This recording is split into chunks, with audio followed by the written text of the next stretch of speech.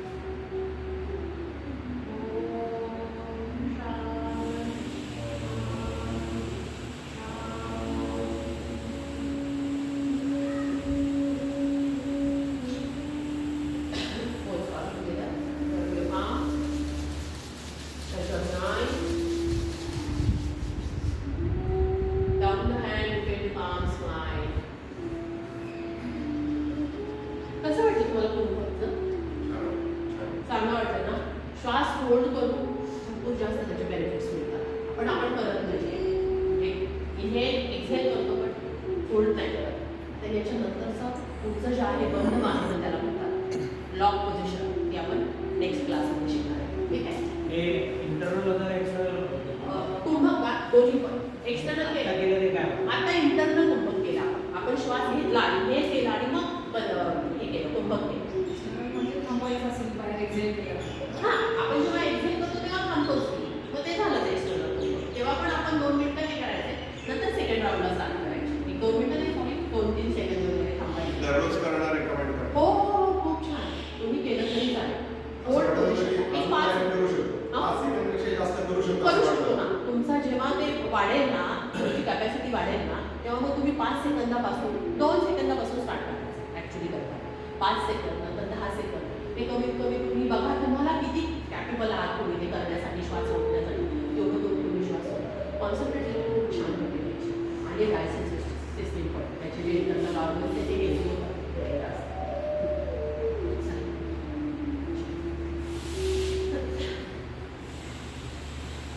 Take the basic of Almighty